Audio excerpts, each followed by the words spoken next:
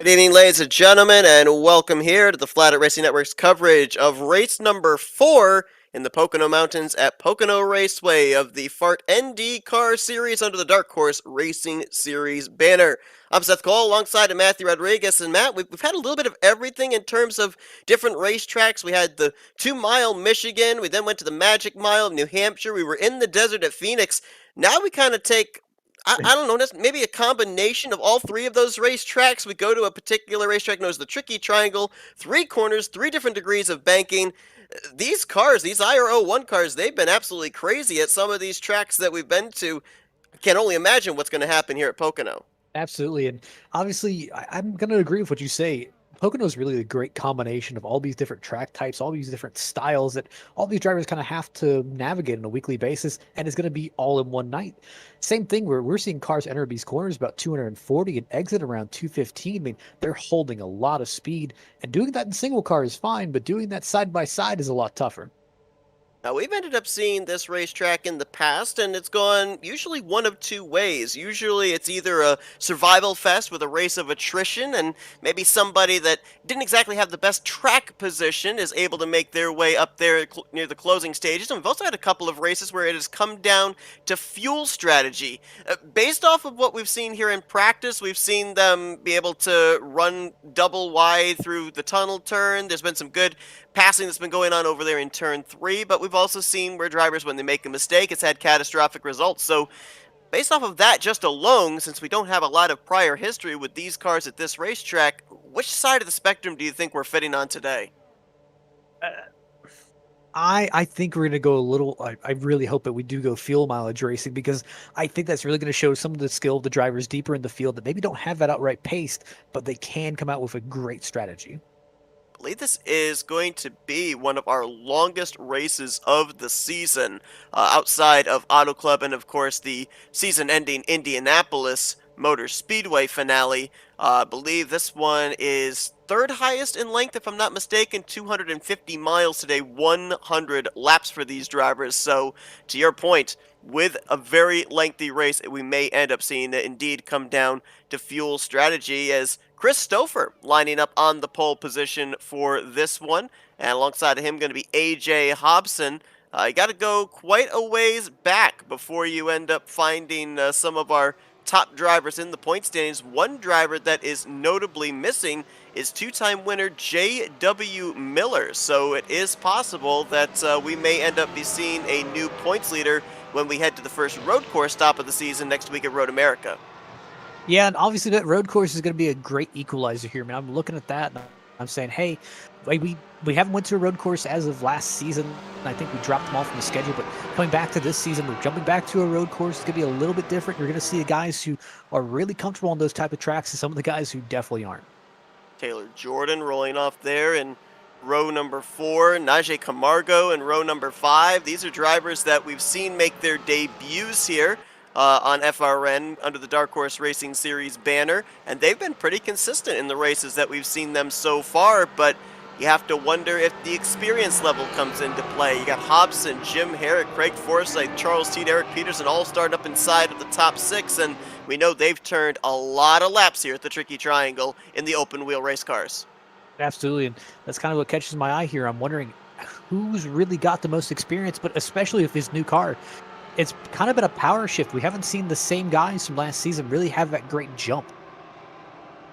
We mentioned the fact that we've also had fuel strategy races. One of the drivers that was on the winning end of one of those fuel races is in the field, the 72 of Eric Schaus. So we'll see if anything from that previous Pocono race he might be able to apply to today's 100 lapper as the iRacing pace car gets ready to make the left-hand turn to pit road, and he will turn it over to Chris Stouffer to get us underway here in the Pocono Mountains. I'm just seeing them all the way widing, going about 3-4 wide back there. Everyone's trying to make that run down into turn 1. Now here's a big question. I haven't seen him go more than 2 wide into this corner, so it looks like Schaus may have ran somewhat high. Caution's out. Caution out already, and that would be DJ Lemon, I believe, the car that was put up into the wall. Can't see him back there behind the Armco barrier. Yeah, it looks like Oh, it looks like Gapwack may have played just a little bit of part of this, but it looks like got a little bit of help. DL Lemon just got sent around at turn one. And we'd mentioned it too, and you touched on it. We've only seen them really even in practice and testing running double wide into these corners. They were 3 wide around mid pack, and may have been that the experimentation went a little bit wrong as Chris Stouffer leads us back for the first yellow of the day. Let's go back to turn one, see if we can find out exactly what happened to DL Lemon, who's coming off a mediocre performance the last time that we raced in the desert at Phoenix. Yeah, it's one of those things where you can kind of get your feel for your season. I can tell that DL Lemon's kind of getting his feet wet, trying to get this handle on this car. But obviously, it's a huge kind of demotivational tool when obviously back to back weeks you're in a slump.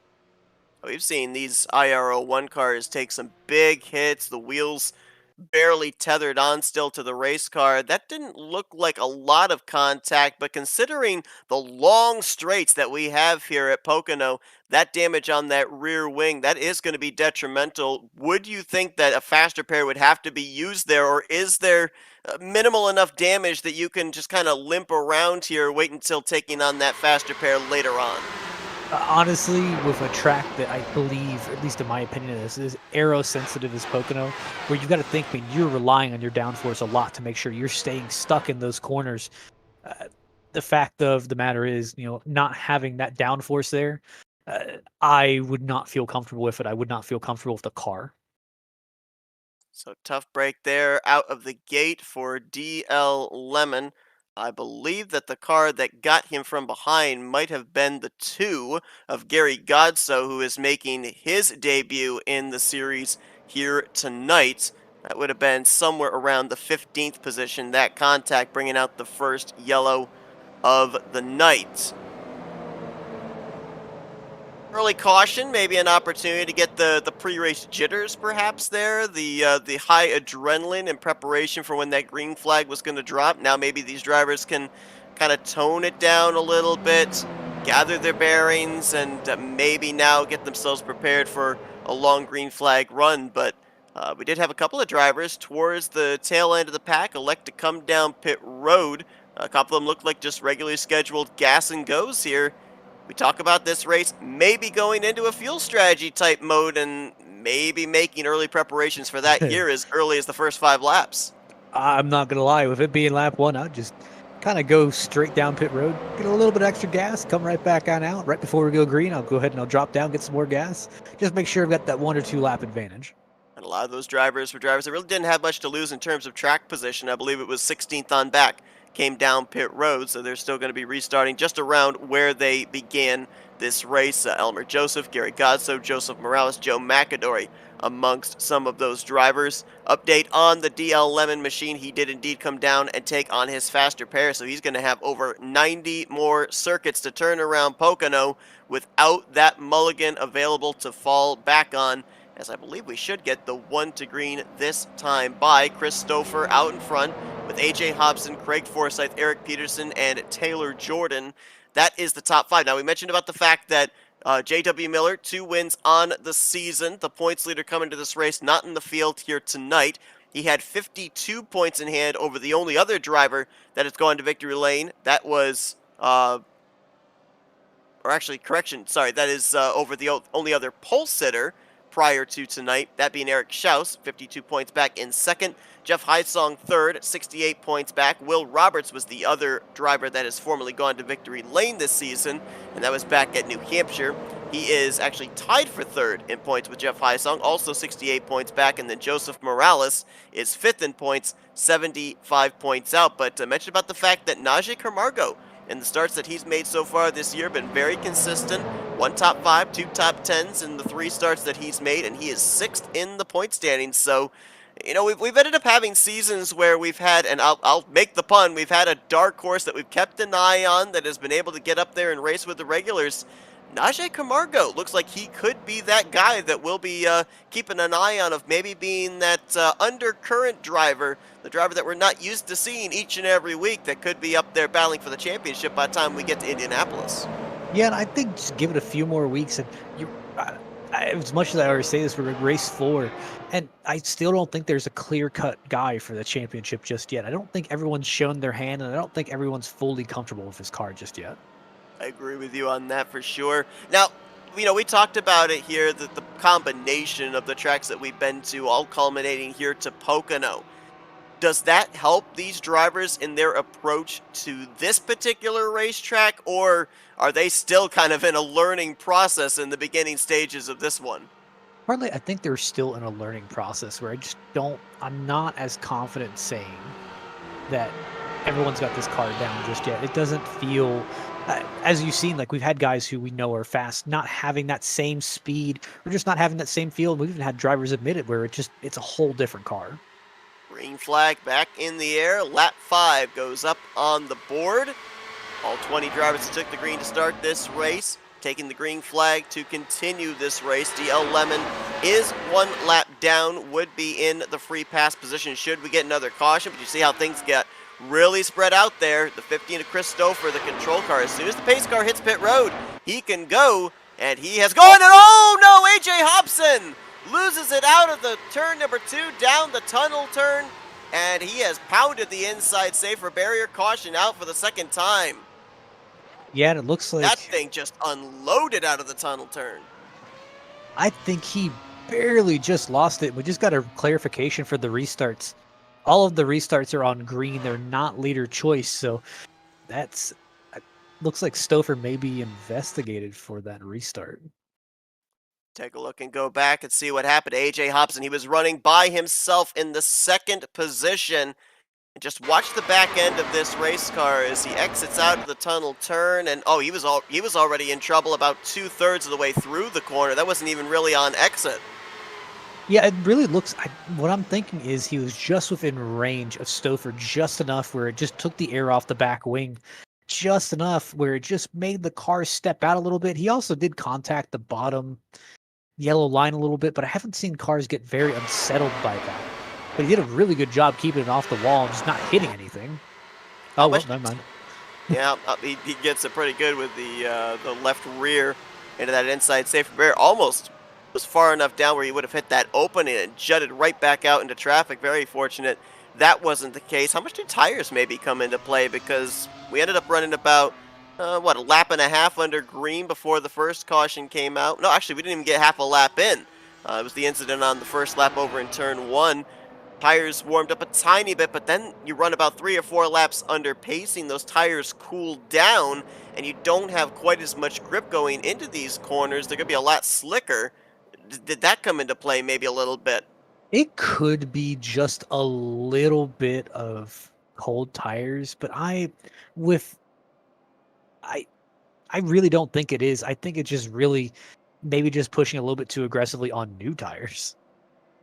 We're going to go back and we're going to get another replay. I believe DL Lemon ran into another issue. Notice that he's been on pit road for the last minute and a half or so. Don't know if this was before, during, or after the caution had flown. And this was actually before the caution had flown. This was on the restart going into turn 1. And he just overdrives it, I think, here. Yeah, he just parks it. Yeah, just kind of comes to a stop. Not exactly sure what he was doing, but Saw a car take a big dive on him into turn 1. I wondered if maybe he was a victim of gap whack again, but no, it was just a case of pulling it up to the wall and teleporting it back to pit road. So he's going to lose several more laps as a result. Right now, currently scored -3. AJ Hobson has hit pit road, and he's taken on his faster pair, so not even 10 laps in, there's 2 drivers already with their mulligan used up. And it looked like the drivers that had come down pit road under the first caution also came down here under the second caution. Our top 14 are yet to make a pit stop here today. You can see very clearly on the side of our race leader, Chris Stouffer, the 4D Racewear logo. Of course, 4D Racewear, a sponsor here of the Dark Horse Racing Series and the F.A.R.T IndyCar Series. Makers of the ultimate sim racing shoes and custom apparels designed for sim racing by sim racers. 4D sim racing shoes are engineered to connect racers to the pedals in a way no other racing shoe can, all the while giving you the comfort needed to complete those double and triple stints. Visit 4dracewear.com and check out the latest sim racing products that let you connect to your sim. That is 4dracewear.com. And we got a couple more drivers towards the rear of the field coming down. Maybe going to top off the fuel tank once again. Surprised maybe that we aren't having a couple of drivers up here inside of the top 10 also playing that same strategy, or are they of the assumption that a lot of the incidents are taking place outside of the top 10 and they want to keep the track position? Yeah, it's that fine line of I want to keep the track position, but I also want to prep for a long run where you're every one of these cautions where you're having back-to-back cautions or repeats of incidents.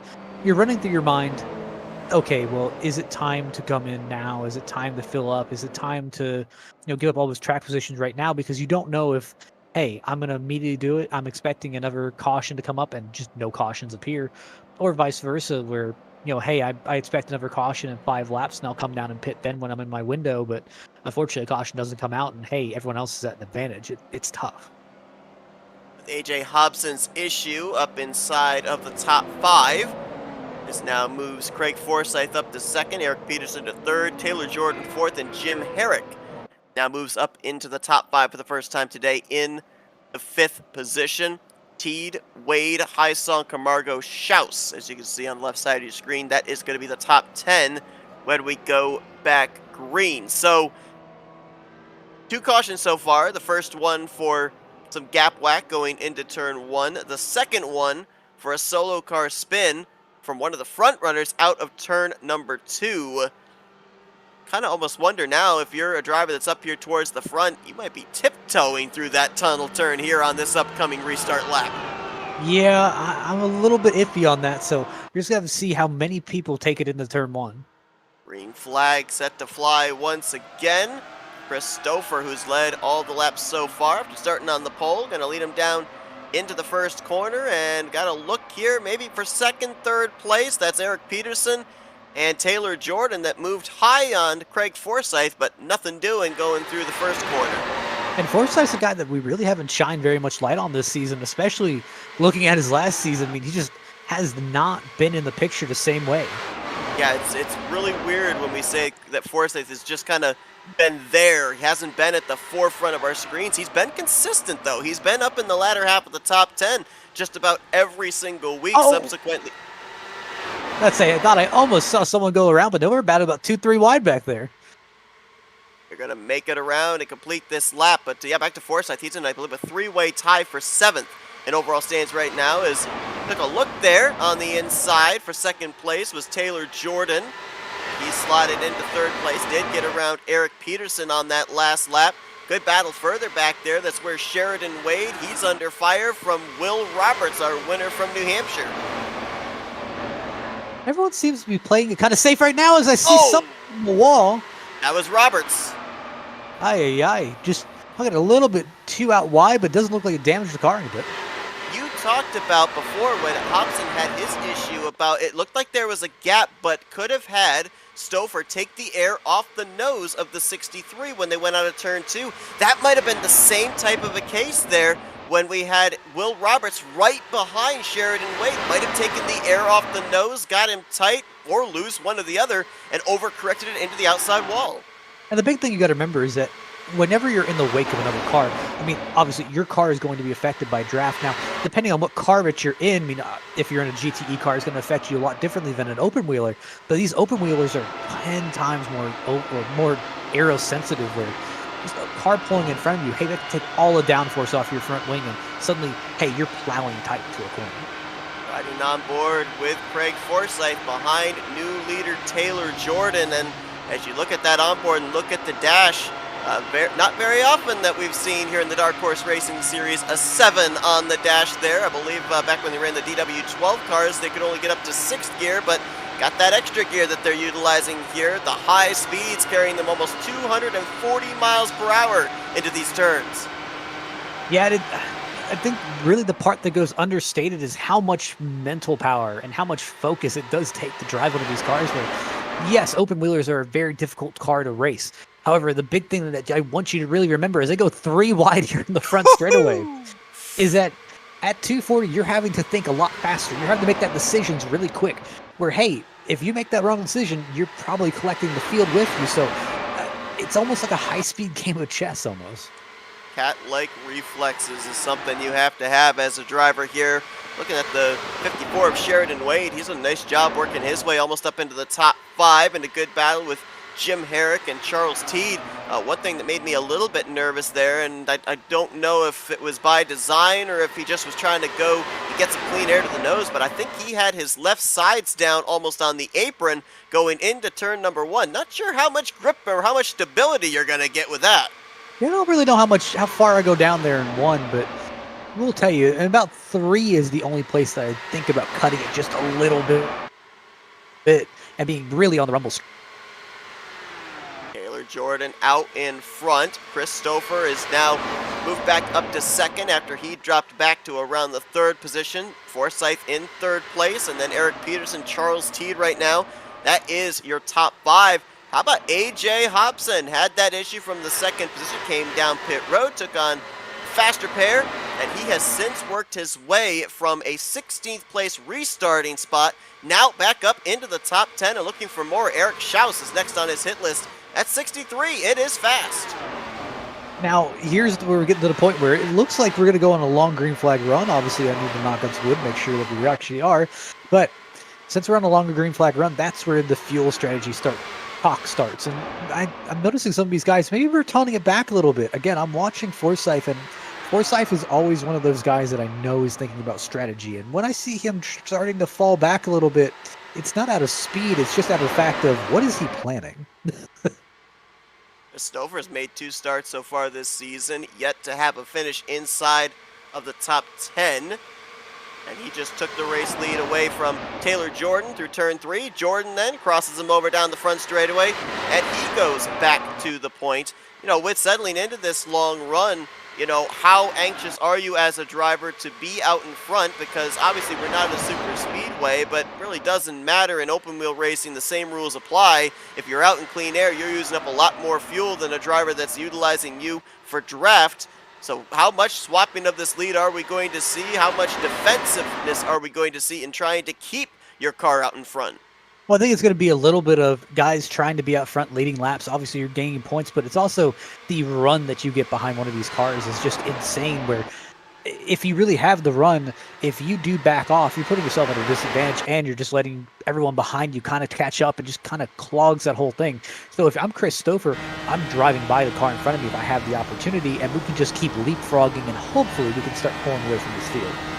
We're on board here with Eric Peterson in the 5th position. Keep an eye on the hand motion. Let's see just how smooth he is with the wheel. Ooh, got a big run there on Charles Teed. Had to back off just a little bit going through the lowest banked corner, turn 3. Brings it back up there to 7th gear, utilizing that draft down the long straightaway, the long front straightaway, and sends it in about a few grooves higher, trying to get a run on that outside line through turn 1. Almost made it work, but couldn't get the momentum through the center. I'm kind of looking here at the leaderboard. It looks like Taylor Jordan may be our biggest mover of the day. Starting all the way back in 8th, slowly has worked his way up to 2nd with all the restarts. That has lost the most spots since we started this race is actually the 59 of Najee Camargo.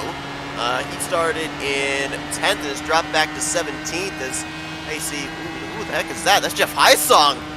Gonna go to the top side of Eric Peterson, then duck down to the inside of Charles Teed. So there's another driver that's been very consistent this season, 3rd in overall points, and still looking for that victory in that number 18. I'm just looking at this where I'm looking and I'm seeing, you see the urgency of different guys. You see how their minds work here. You see some of the guys who say, okay, well, hey, I don't really want to push it this early. I want to save some of my stuff. You got the guys who say, hey, it's never too early for me. I want to go for it. Now, right now, we have a gap. We have 2 groups, really. See Glenn Lazan back there. He is in the 11th spot. And then there's a huge gap, almost about half a straightaway back to the 2nd pack, which currently is being led by Gary Corley. I'm not certain, to your point, if those are the drivers that are thinking, okay, let's just kind of hang back, let's preserve our stuff. I have noticed a couple of drivers have been very close to either brushing or hitting the wall off of turn 2, and if some of the drivers did hit it, it certainly is going to hurt them aerodynamically for the rest of this run, and I wonder if maybe some drivers that may have gotten that outside safer barrier could be back in that second pack. Yeah, I'm not really sure if any of these guys actually got that barrier, but definitely they've been kind of flirting with it, and I think it's kind of stacked up that second pack, and that's what's created it. How about Jeff Hysong? He's going to send it into turn 1 on both Craig Forsyth and Christopher. He's going to try and exit turn 1 with the lead, but Forsyth going to cross him over through the center. They're going to take this drag race down to the tunnel turn. A big thing in my mind, and I want to really capitalize this for later in the race. As we start racing side by side, they're showing it's possible. But hey, you got to remember, if you're on that low line, that top guy, he is going to drive you all the way down into the corner, trying to get the maximum amount of space. I think that's what we're really going to start seeing some calamity as you see some drivers start doing some weaves. Bobbin weaving, trying to break the draft. Jeff Hysong. Taylor Jordan got a nice run out of turn 3, picked up the draft off of Hysong, gets second place away. Oh, Hysong! What a save! Oh, but he's going to get hit! That is Sheridan Wade, and I believe A.J. Hobson that got him out of turn number 1. Look out oncoming traffic, as got a couple of cars right in the middle of the racing line, and oh man, that's the second time we've seen a driver have an issue out of a corner from up inside of the top 3. Hysong had just taken the lead. He did a really good job saving that car, but the problem is, when he finally saved that car, he was going about 146. Everyone else was going about 200. Looks like Herrick barely missed him. And once he realized he was so close to Herrick, he pulled up the track, but unfortunately he got Schaus instead. Here's a look at it again, right there through the center of turn 1. Great save. To your point, just a huge difference in speed. Nowhere for those drivers to be able to go. Sheridan Wade got air, A.J. Hobson got air, and remember A.J. Hobson, when he had his incident for our second caution, wrecking from the second position at the time, he had already used his faster pair. That is day done for Hobson, who was on the comeback trail. I think he was up in the 7th position at the time of that contact. But that's the trouble when you have to use that mulligan very early on in the race. And look at Hobbs or Hysong here. I mean, he's one of those guys that he kind of thrives on that consistent good runs week in and week out, and he had to tow back to pit road. He's got no back tires. He's going to have to use that faster pair, but he's most likely going to go 1 or 2 down. Exactly, going to have to utilize the tow, which basically it's the amount of time from the point of the racetrack where you call for the tow under pacing speed. And so that is a lot of time that he's going to have to spend on pit road with having to call that tow out of the exit of turn number 1. I believe that possibly DJ Lemon would, I think he was the only car that was a lap down at the time. He would get a lap back. He was -3. He should be set to -2 when we go back green. And now we see all of our leaders hitting pit road here about 23 laps in. I see Joe McAdory stays out. That's a bold move. I mean, he's on a lower stint than everyone else. I mean, he did come down during those original cautions, so maybe he has some confidence in those tires. He can go a little bit longer. Could be also a strategy call of, since he had already been to pit road previously, stay out, lead a lap, get that bonus point, and then come down pit road under the second lap of pacing perhaps, because at about, I think, 2 or 3 laps that we run under each caution period. I'd say I'm not positive. We had a change on pit road. Taylor Jordan led them down. Craig Forsyth's team was on it. 8-second pit stop for Taylor Jordan, 6.7 for Craig Forsyth. So if indeed McAdory does give up the lead here under this caution period, it will be Forsyth who is going to lead us back to the green. Former Indy 500 winner, former champion in the Dark Horse Racing Series, and looking for that first checkered flag of the season.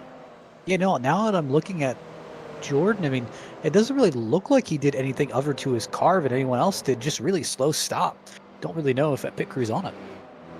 It looked like most drivers around the top 5, top 10, somewhere in the sub 7 second pit stop time, and yeah, 8 seconds for Taylor Jordan. So very slow pit stop. Fortunately, only lost him one position, and we saw him restart back, I believe it was in the third or fourth position. He very quickly was able to slice his way up to the front, so I don't think this is necessarily going to hinder him, but probably would have liked to have been that lead car coming to our fourth green flag of the day once we get ready for the restart. Lights still on atop the pace car. Joe McAdory is going to hit pit road. Got a lot of action going on here in the Flatout Racing Network this week. We got tonight here with the Dark Horse Racing Series, the F.A.R.T NDCar Series. Tuesday night, we continue on the playoffs for the Great Lake Truck Series. I believe there's short track racing, if I'm not mistaken, at, I think it's North Wilkesboro. I'll double check on that. Thursday night, we got the RTG Talladega Challenge Series. They're going to be at Burnt Screwdrivers Raceway. They've just now entered into their bracket challenge as well.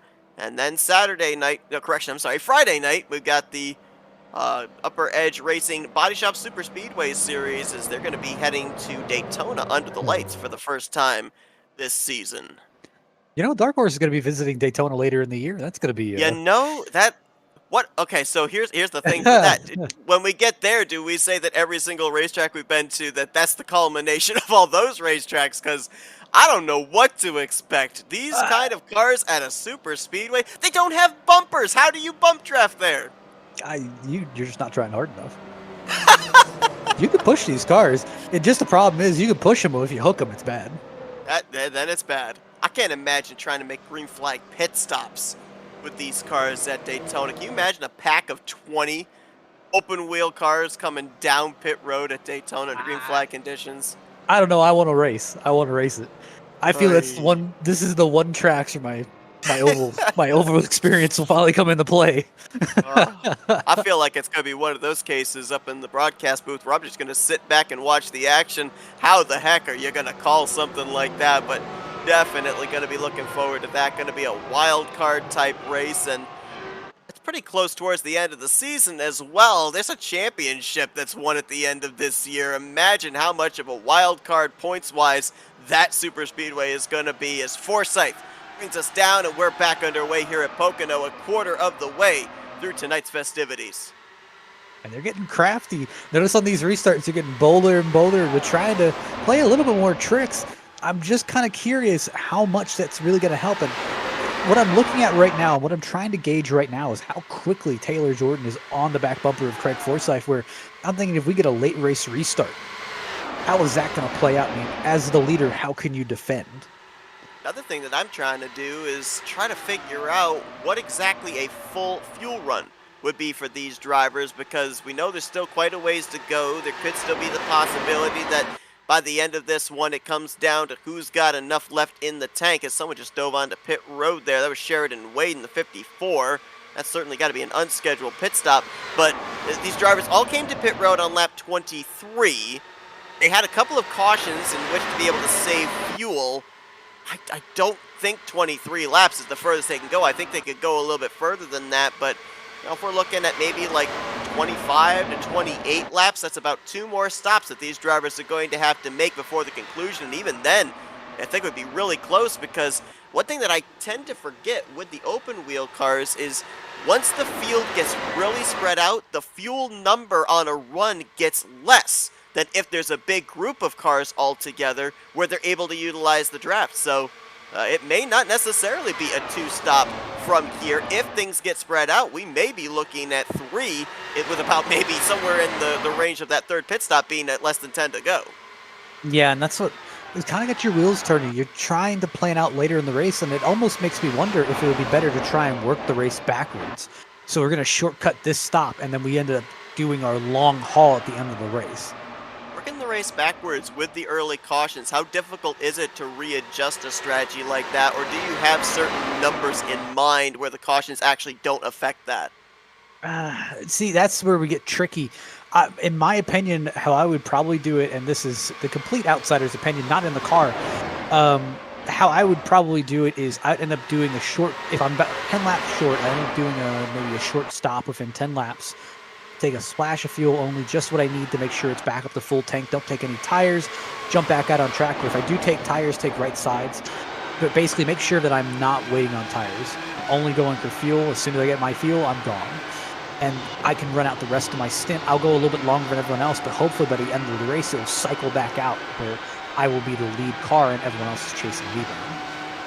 We're looking back from 6th place Eric Peterson at Jim Herrick, who he made a 3-wide move on going into turn 1. Looking ahead there's Forsyth under fire from Eric Schaus, former Pocono winner, who's going to clear himself right up across the front wing of Forsyth to take that 4th position.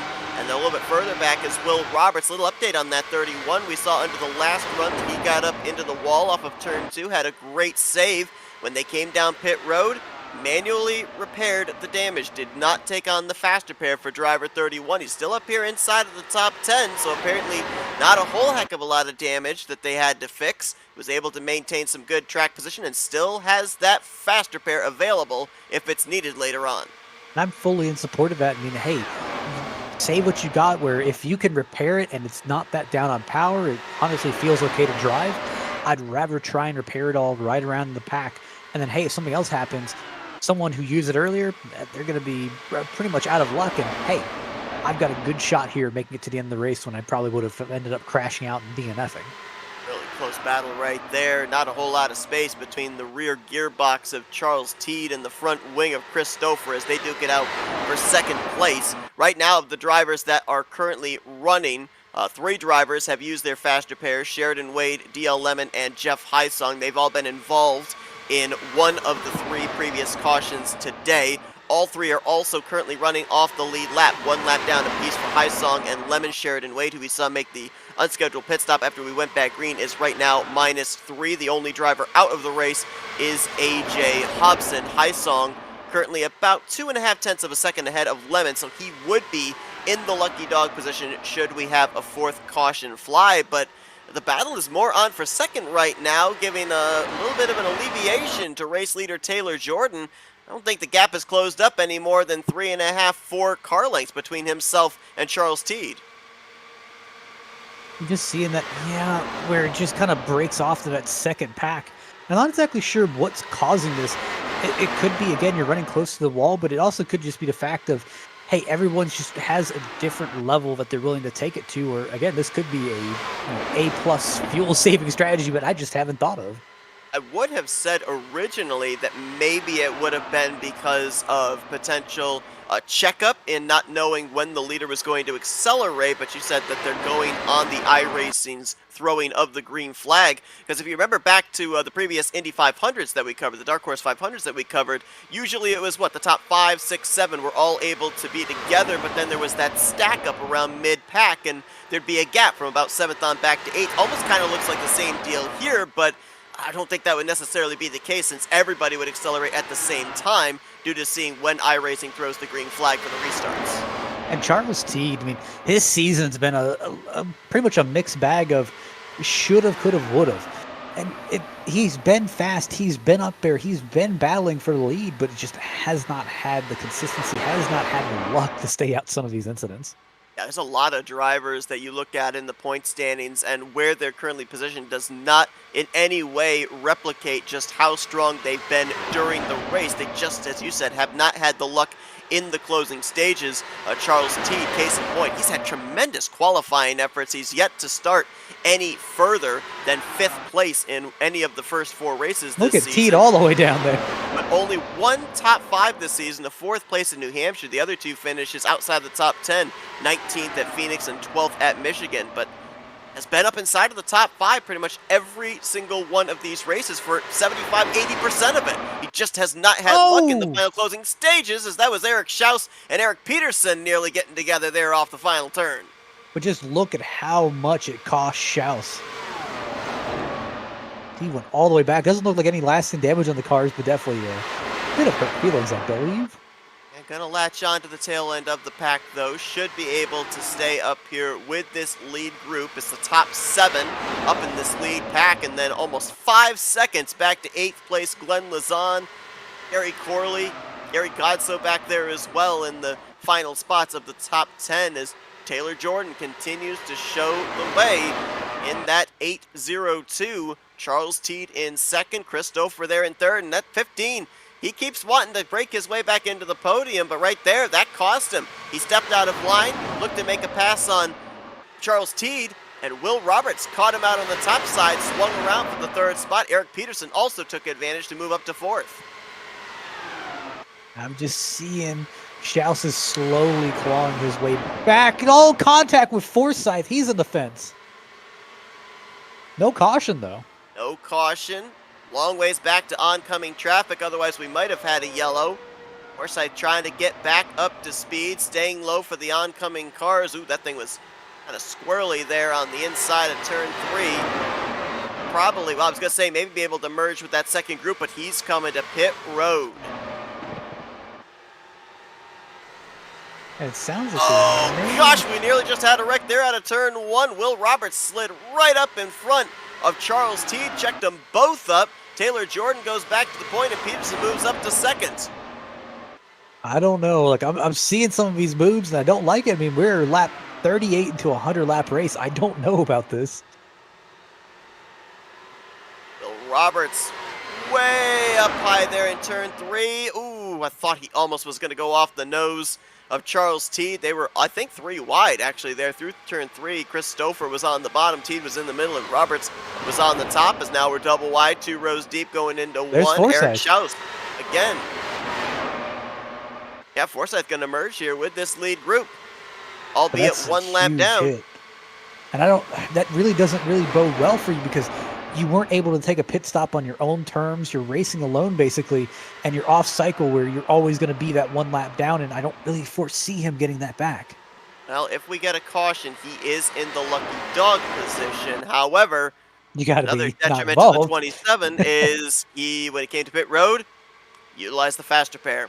So he is not going to have his mulligan available later on in this race as well. And we already have seen repercussions of having to take on the faster pair in the early going. AJ Hobson had the mistake while running in second, hit the inside wall, had to take on his faster pair, and got caught up in an incident just a few laps later, the only DNF at this point in time. So it's got to be a nervous feeling if you're any of these guys up here that know that you can run inside of the top 5, top 10, but just one mistake, maybe not even necessarily by you, you get swept up into it, and your day is over.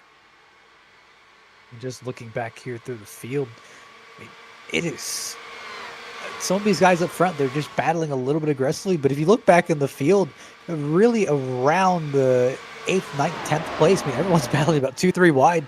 It is a dogfight back here. Glenn Lazan leading this group. You've got Gary Corley there, Nicholas Manook's there, Joe McAdory in the 312, Joseph Morales, who's up there in the top 5 in the point standings, right now holding down 12th. Najee Camargo's there in 13th. Elmer Joseph appears to have fallen off the pace. He's about 2 seconds behind this group. And then Jim Herrick, I don't know what happened with the 40.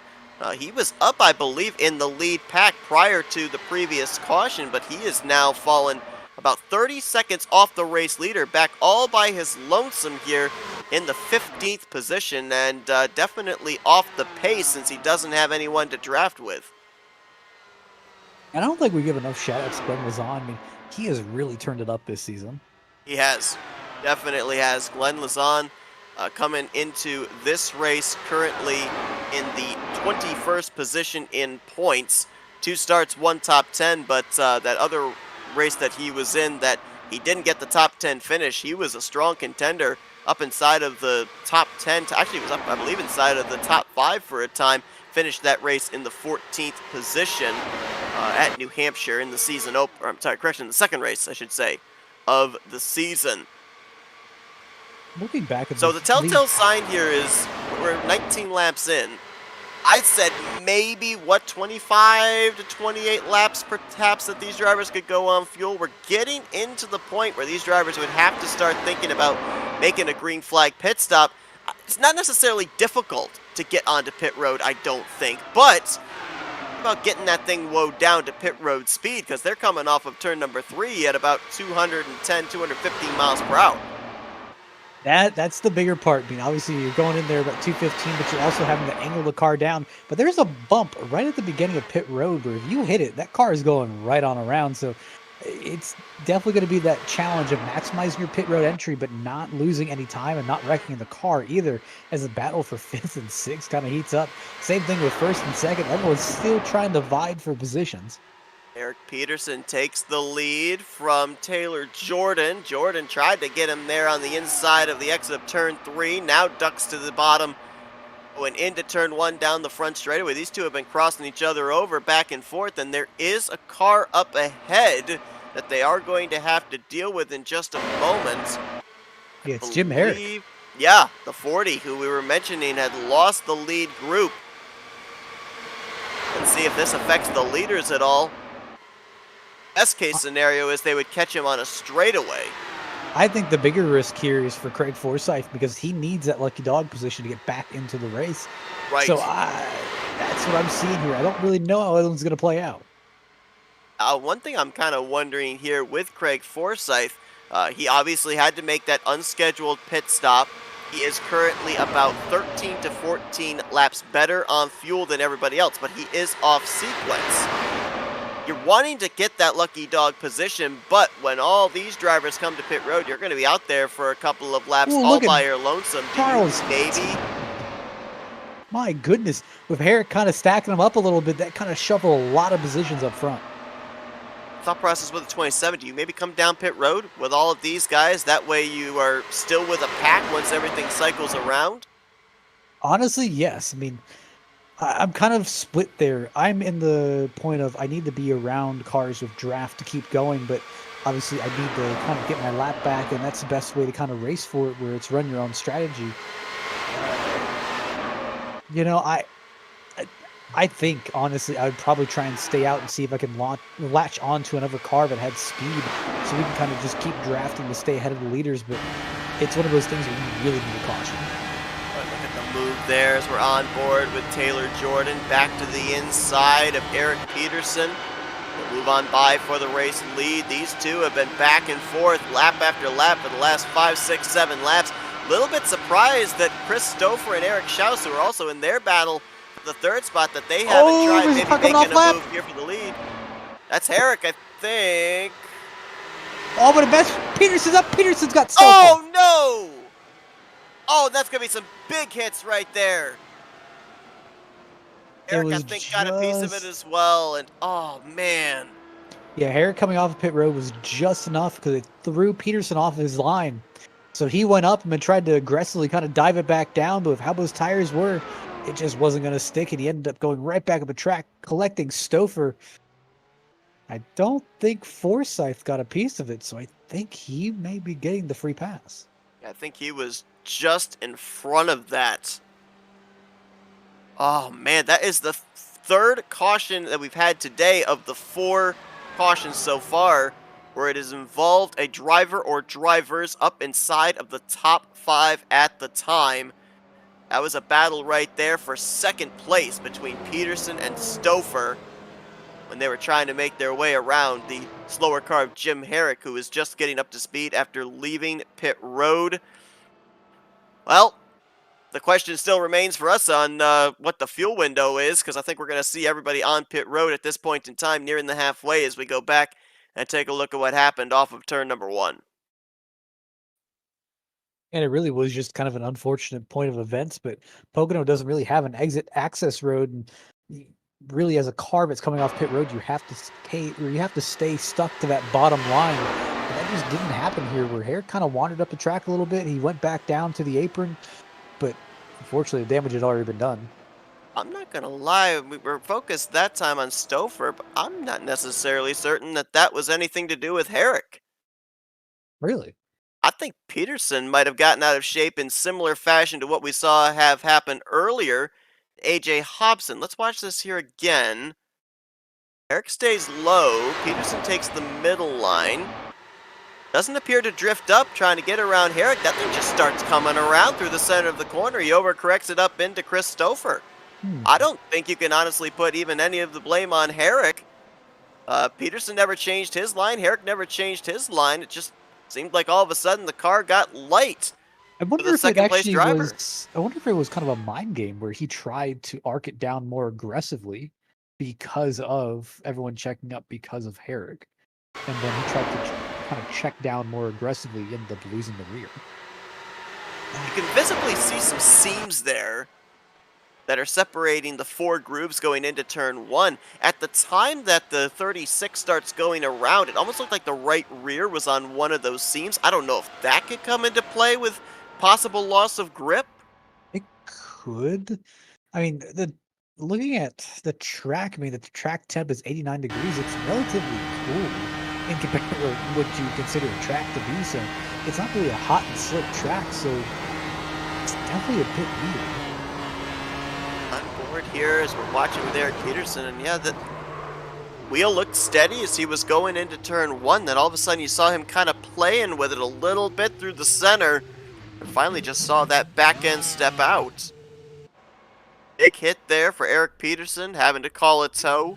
Christopher was actually able to make it around to his pit stall under powers, so I don't know if that saved him time necessarily to be able to stay on the lead lap or not. We'll follow up on that. And then Jim Herrick also had to call a tow. He had already lost a number of laps after he had just been on pit road, and it's going to have him lose even more. As of right now, live scoring shows him -4, Eric Peterson -1, and Stouffer is still on the lead lap, even though he has also, much like Herrick and Peterson, taken on his fast repair.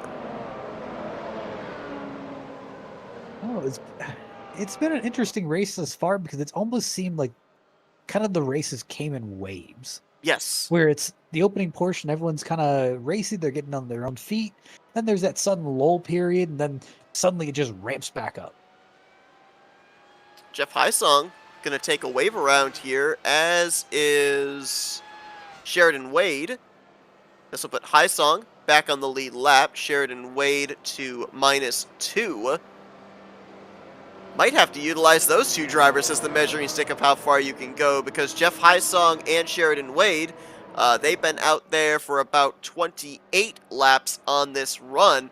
If we go into a long enough green flag run where they absolutely have to come to pit road, that would give us maybe a general idea of just how far these race leaders can go. I think it's safe to say they can't make it 50 laps on a tank of fuel. At least one more pit stop, one would assume, awaiting these drivers. Maybe 2, but maybe those drivers that took that wave around will be able to give us the confirmation that we need of just how far these drivers can go and how many more trips they are going to have to make on to pit road before the conclusion of this one.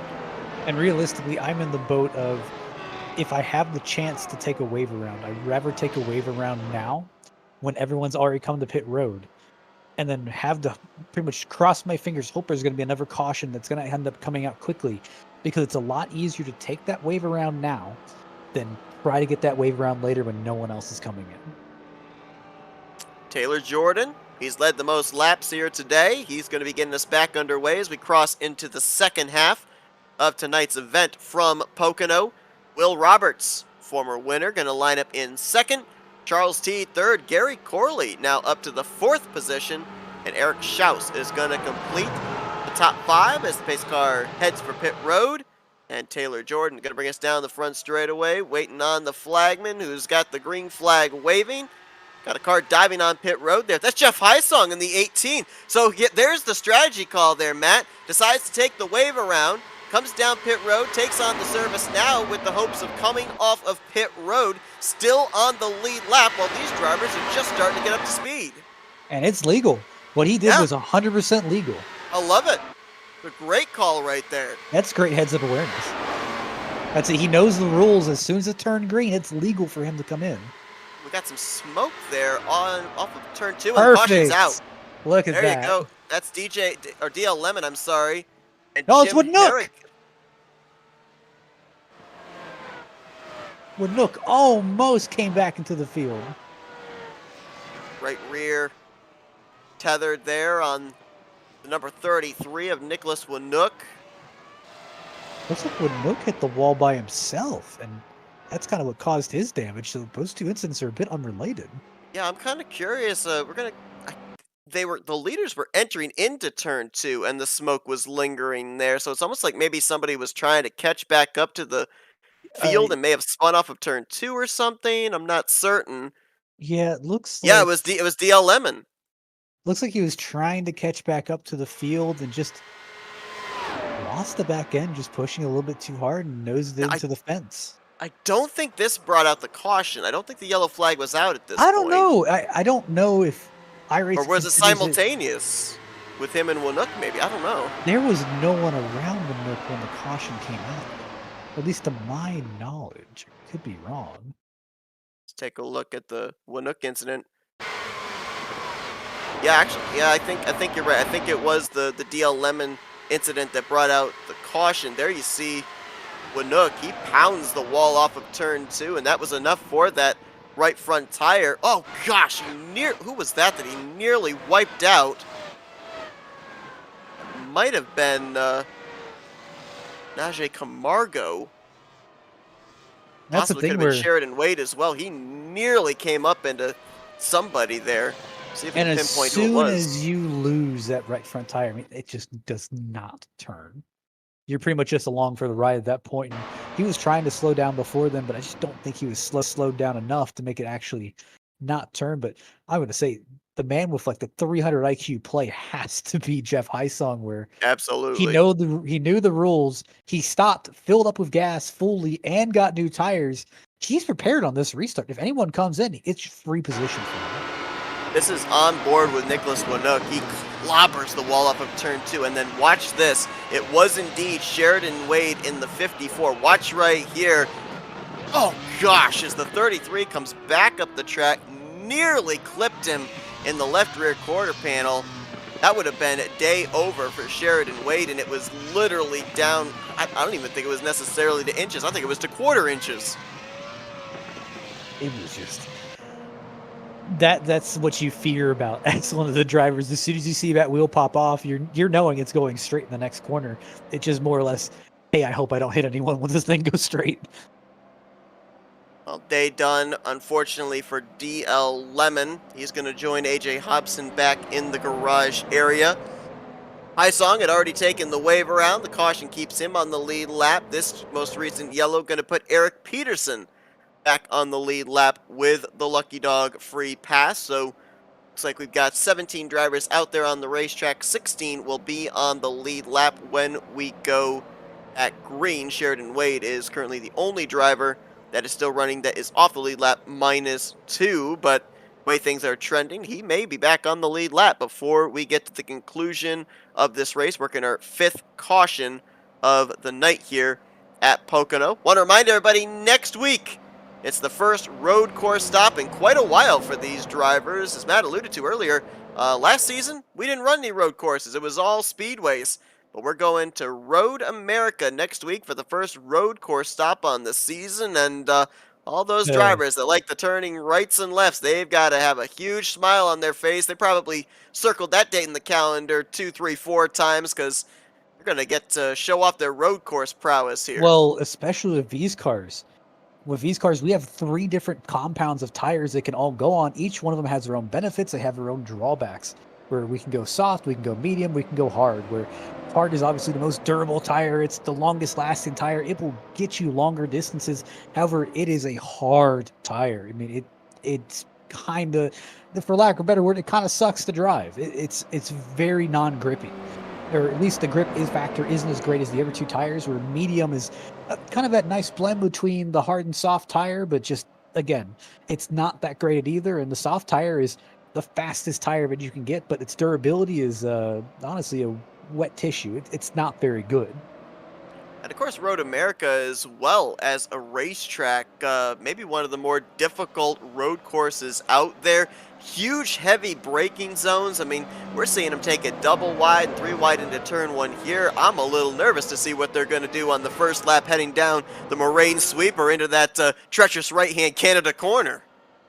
And that's what kind of has my mind opened a little bit, where that is a heavy braking zone. We've seen a lot of incidents this season, especially in the braking zones, at least at ovals, where it's braking in lifting zones and just disagreements with some drivers just not having that same lift. We're talking about the differences between these IRO8s as opposed to the DW12s that we've seen them run in the past. One thing that I'll get your opinion on if we have another caution break here, so I'll get you prepared waiting in the wings, is getting the power down with these cars, because I remember the Road America race that we ran. It seemed like, I think it was turn 6. Always seemed to be we'd have drivers have some issues, get off into the sand or into the tire barriers, trying to get the power down that uphill, having the wheel spin. Not certain if these IR01 cars would make that kind of a situation better or worse, as Jordan, or make that Taylor Jordan. There's one. We had an over-under of how many times I was going to call him Jordan Taylor tonight, and there's the first one, but Taylor Jordan getting us back underway with 45 to go. And I saw Schaus, he thought about sending it in turn 1, but thought better of it as they'd run down into turn 2. And I'm just looking back here in the field. Glenn Lazon he is putting on a show today, which is how much he's improved. Right now in the 5th position. He and Gary Corley right behind him. They spent most of this race running back in that second pack for the first 30, 40 laps, and now they're up here and ready to race up inside of the top 5. Joe McAdory right there as well in the 312, and Craig Forsyth in the 27. I believe actually, I said Eric Peterson got the lucky dog. I think actually it was Forsyth got the lucky dog, and he is back up here in that 8th position, trying to mount to come back after he had that unscheduled pit stop after getting up into the outside wall in a battle with Eric Schaus, having to take on that faster pair. And oh, we got a spinner that is Stouffer around right in front of the field. A 360 keeps going. I don't think anybody hit him, but the caution will fly. Yeah, it looks like he may have gotten a little bit of assistance from Joseph Morales, but does a really good job. I don't think he actually hit anything. I don't think anybody hit him. Pole sitter. Well, I don't think I ever thought I would say a harmless 360 at Pocono, but I think when we go back and look at this replay, that's exactly what we're going to get. He's going to lose track position, obviously, but could have been a whole lot worse.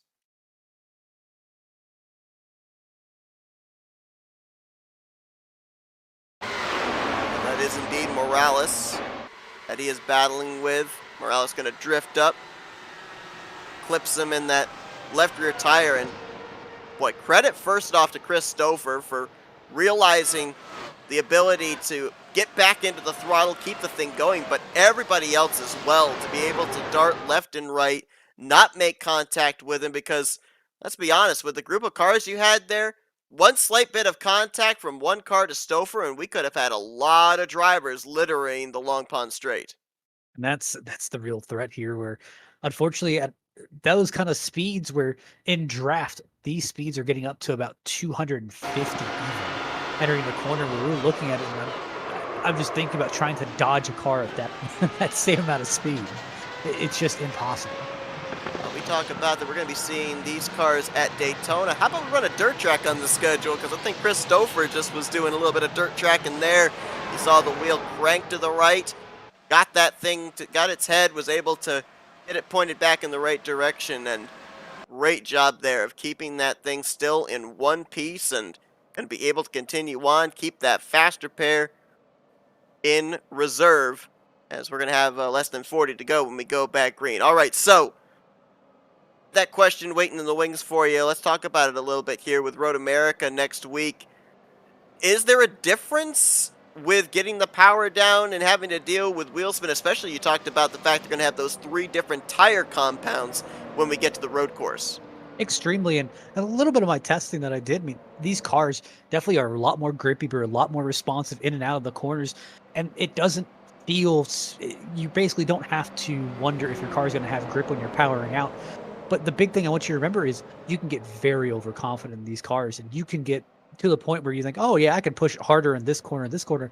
It's one of those cars that just kind of eggs you on to go harder and harder and harder. And unfortunately, that leads to the same issues like in turn 6, where we just have problems of wheel hopping, and same thing getting power down, where we have maybe just a little bit too much confidence in the car and it just breaks loose. One thing that we've seen here, not only at Pocono, but also in the previous races, Michigan, Phoenix, New Hampshire, we've seen a lot more speed out of these race cars. I mean, we were absolutely petrified watching how they were able to send it into the corner at New Hampshire at the speeds that they were going. Obviously, that means we're going to be seeing a lot more speed out of these cars when we get to Road America. And out of the carousel, you got that long, well, it's not necessarily a straight, but kettle bottoms, a long, somewhat crooked straight down to Canada Corner. We've seen that these cars, they go up to 7th gear as opposed to 6th gear being the high gear with the DW12 cars. That added speed on those longer straights. Is that going to be something these drivers will have to go through a period of adjustment with, or do you think it will be an easy adaptation? It's going to take a little bit more adjustment because you got to adjust braking points, you got to adjust your lifting points, and you've got to adjust where you're planning to turn in at. It's like any car, you just kind of have that reimagining period where you're just trying to refigure out what your marks are. Lights out top the pace car. We're going back green with 40 laps officially left to go. And yeah, we're talking about Road America. You'll see these drivers there next week. First road course stop. The Dark Horse Racing Series F.A.R.T NDCar Series next Sunday night at 8 p.m. Eastern Standard Time. Be sure to join us for that one, as it's going to be Taylor Jordan leading us back to green. He's been out in the clean air most of the day, trying to keep it up there here in the closing stages. Charles Teed right there in second, Eric Schaus in third, and then Glenn Lazan and Gary Corley. We keep singing the praises of those drivers. Joe McAdory right there as well, fourth, fifth, and sixth. I don't necessarily know if this is going to be a race now that'll come down to fuel strategy, but those are a couple of drivers that they were waiting in the wing. They preserved their stuff, kept their cars in one piece, and now all three of them looking for what would be the first win of their Dark Horse Racing Series careers. And all it takes is just someone to slip up. All it takes is just one person to slip up, and hey, you can kind of capitalize on it. And if you're just joining us, 3 of our 6 cautions so far here tonight have been incidents that have involved drivers running at the time up inside of the top 5. So the dominant cars of the day right now may not necessarily be up here at the front at the close of this evening's race. Make a point of note, Sheridan Wade did get the lucky dog under this yellow flag. One more caution, he would be back on the lead lap. He is the only car 1 lap down at this point in time. Jim Herrick, they're trying to continue to repair that 40 car, get him back out there where he could at least pick up 1 spot on DL Lemon, but he has currently scored in 19th place. Lemon and AJ Hobson, the 2 drivers officially at this point out of the race, as Taylor Jordan gets us back underway, and we see them fan out a little bit there. I think if we end up getting restarts even later, Matt, with 15:10 to go, I think we're going to see them maybe looking maybe 3 or 4 wide going into turn 1. Schaus going to make it stick. He does, but I don't think he's going to get the run off the corner. Eric Schaus has a pole this season, is yet to find victory lane as he's going to drive it into the tunnel turn. Clears across the nose. Contact, I think, right there. I think there was a little bit of contact. The back of the 72 and the front of the 802. Through the tunnel turn. Yes, of course. There you go. Daytona. Confirmed. We can push. That move worked for Eric Schaus, at least for the time being. Now Taylor Jordan going to cross him over again. That 802 of Taylor Jordan, I think that if he's running second when they come out of turn 3, whoever's the race leader is Teed got in the fence. Keeps it going. Glenn Lazan, evasive action down there on the inside to avoid in case the 5 ran into some more problems. Teed's going to hold on to 3rd place still. But Taylor Jordan, he's been able to, in 2nd place, cross over whoever's in front of him, able to really rotate through the center and drive it low off of turn 3, get great runs down the straightaway. Let's see if he can do it again this time. If really there's anything that we can kind of praise about these new cars, it has to be how durable these things are. I mean, I've seen them bounce off each other, and again, we saw the 802 and the 72 hit. We just saw the 5 drive into the side of the 69. I mean, they didn't have any issues. Their car still looks brand new. We got Will Roberts up there. We saw him get into the wall, battling, I think it was at the time for the 5th position. They've not taken on a faster pair yet for that 30. A couple of drivers further back that are trying to get back up to the front. Chris Stofers made his way back up to 8th. Craig Forsyth up to 10th, and Eric Peterson up to 12th. But we've seen here on these restarts, the field gets really spread out. Track position has been very important of keeping yourself up inside of the top 5. You get put back there outside of the top 7, 8, 9. It is a long, drawn-out process to get back the track position you lost. I think the real battle is going to be between first, second, and maybe third. If we get down to a green finish where those top three are still near each other, because you just look at the closing rate of Teed, and then same thing with first and Oh, second place. gosh! I won the wall. That's Gary Corley. Looks like the wheel's broken. He's just kind of stopped it there at the moment. No caution, though. I believe that was a culmination of contact between himself, Will Roberts, and Joe McAdory. Roberts, I think, got up into the wall going into turn one, and then I think it was Corley moved low in reaction, came across the nose of McAdory. That bumped him up into the wall into turn one. No yellow flag. Tough break there, obviously, for Gary Corley, not having the aid of the caution coming out, as I believe he is still, actually now he is teleported it to pit road, called the tow. Man, that is a tough break. Was running up, I believe, in the 6th position at the time.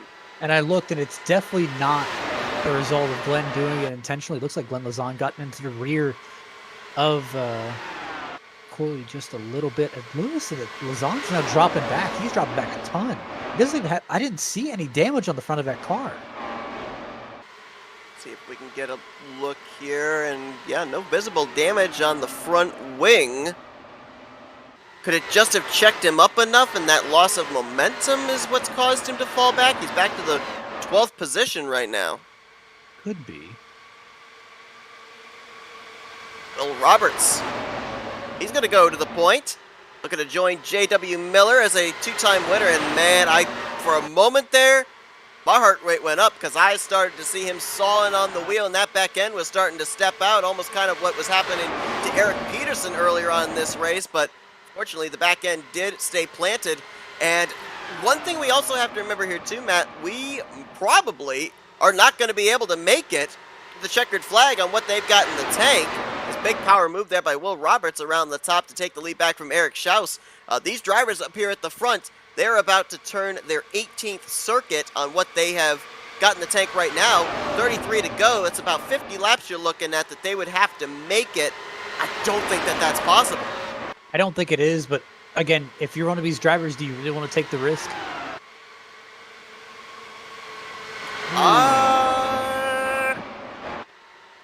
I don't know. Some smoke right there off of turn 2. Not sure who that was from. Fire. Nope. Gary Corley is out of the race in 17th place. Man. I don't know if maybe he tried returning back to the racetrack after taking on the faster pair and maybe spun, kind of shades of what happened to DL Lemon earlier. Yeah, honestly, I don't think he got back out of it. He did not get out of pit road, so maybe in an unrelated incident, Schaus now makes another bold move to the inside. Schaus has really been aiming for turn 2, where he sends it deep on entry and kind of suffers on exit. But that's really, it seems like Taylor and Roberts make it happen. Yeah, Will Roberts almost got the wall that time. That would have been the second time that he's brushed the wall out of turn number 2. Caution's out. There we go. Yellow flag is indeed out. Sheridan Wade.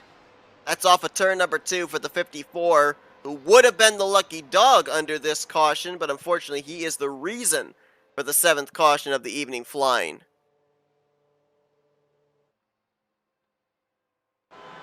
And it looked like there's a little bit of contact between Sheridan and Eric Peterson here.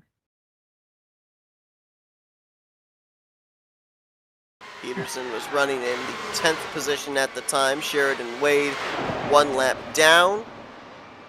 36 pushes up there on the inside of turn 2. It was just barely enough, and it just bumped the car over. And unfortunately for Sheridan Wade, he was the buffer between the 36 and that outside wall. Big hit. And Wade had already used his faster pair. I believe that is probably going to be day over for Sheridan. And he'll probably get credited for the 16th position. All right. 30 laps to go this next time by. The furthest we have seen drivers go on a run was 23 laps, and that was with 2 caution periods intermingled. We do not have a clear idea of how far these drivers can go, but I'd be shocked if we don't see everybody on pit road right here and now, because maybe, just maybe, 30 laps could be around the max that you could go. realistically, of how this races went, and the fact that even when it hasn't been Forsyth, I think he figured out something. I saw him run that really high aggressive line, and he gained up so much time. I think he's figured out something and won.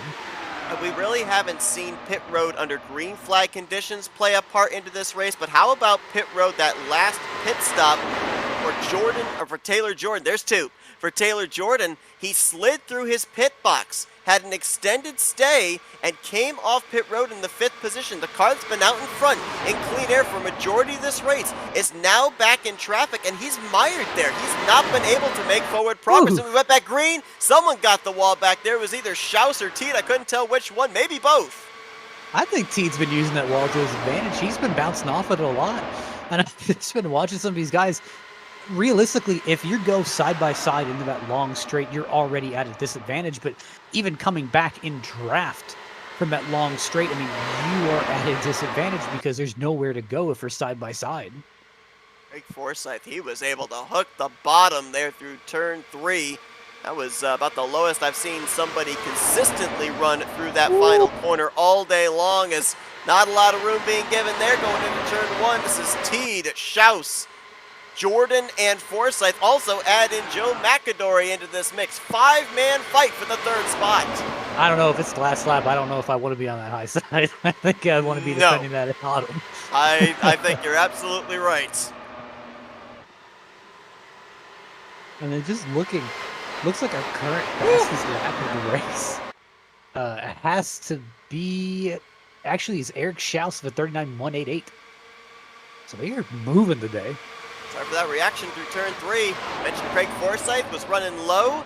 Got a little too low that time. His left front was down the apron. He got squirrely, almost slid up into the outside wall across the front wing of Joe McAdory. So nice save. Having to gather it back up, though, as he's in that 6th position and trying to reel back in a battle for 4th between Teed and Jordan. But the top 2, maybe 3 of them. But that was an incredible job of driving. He's driving his way back up. He is. My goodness, he is already on the back bumper. I can only imagine just how much those tires are screaming after that. He drifted the entirety of turn 3. Oh, I'm going to tell you, it doesn't feel good. Oh, yeah, no, it doesn't feel good. He's in the fence. Gosh. I can tell you it doesn't feel good. Dropping now outside of the top 10. Yeah, that thing's, oh, wow, that's a lot of damage there. You can see the right front wing is pushed in. Suspension damage on the right side of that car. He pounded the outside wall. Man, tough break there. Was having such a good run. Maybe was en route to get his 2nd win on the season. And yeah, this up here at the front, I don't think we're done with our cautions here today. But one thing that's kind of interesting, we're seeing these cars get light. Let's remember, too, we went back green with 30 laps to go. There's not going to be a whole heck of a lot of rear weight as far as other caution to be able to get back into this conversation.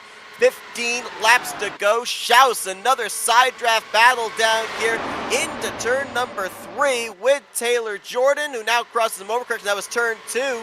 And look at Stouffer, looking to see what lane might be available. He's going to tuck in line in that middle groove and follow both through 3. I'm just kind of seeing some moves back here. I'm seeing Eric Peterson. I'm seeing Craig Forsyth. We're all playing cordial now, but we're almost in that 10 laps to go period. I'm wanting to be Taylor Jordan right now because there is going to be a whole train of cars that are coming towards you. I don't want to be Taylor Jordan because the last 2 drivers that have been out in front have drifted and lost the race lead. Will Roberts and now Eric Schaus. That's it. I think it won't probably be this lap. I think it may be next lap, but that's when we're really going to see these drivers probably start clawing their way back. You saw right there Taylor Jordan running as low as he could down the front straightaway, trying to break the drive. Stouffer! He gets loose and he saves it.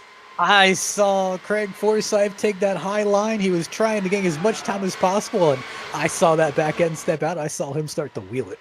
We should have been under caution number 11 right there. We have avoided 3 cautions so far. Some tremendous driving by Roberts, Schaus, and now Chris Stouffer, as they've all gone into Tokyo drifts and been able to get their cars pointed the right way. It's actually the 2nd great save by Stouffer today. He had that 360 down the Long Pond straight earlier on. I think that was our last caution of the day. But look at the gap now from Taylor Flag here in the F.A.R.T NDCar series. Watching that gap back to third place, it's closing but not by much. It was 3.2 last time by, it's 2.8 this time by. I just I mean, don't let me think you're going ask to have you, enough time, have enough speed. if you're Forsyth, and I think Forsyth just answered my question, but if you're Forsyth, do you wait? Yeah, I Because think I that would have been a wouldn't. great I choice. I wouldn't have waited. Because here's the thing: if a caution comes out, we're not getting back green. Or at least I think Well, maybe 1 or 2 laps, we're not getting back green. Well, here's the thing, though. I think I would have waited at this point. To your point, though, with this thing maybe ending under caution, make your move with about 4 to go when you know that absolutely at that point in time you're not going to get back green. I think if we had a caution now, well, and there it is. Najee Camargo has gone around. I think we are still going to get back green for a restart in regulation, but ooh, now Forsyth is going to be the control car or the lead car here for this upcoming restart. So, We saw how much those lead cars got swallowed on those restarts. yeah. The big thing that kind of hits me here that I'm starting to think about is if you're someone like Stouffer, if you're someone like Schaus, Teed, do you want tires? Because I know I would want tires. Ooh. I'd want some fresh tires to kind of dice up the field, but I don't know because I'm looking at those previous lap times. Those lap times are about a second off of your best. The catch 22 with that, as apparently we ended up having 2 incidents. It was Glenn Lazan initially brought out the caution, then Najee Camargo spun out the following straight. But you know there's going to be some drivers that are going to stay out.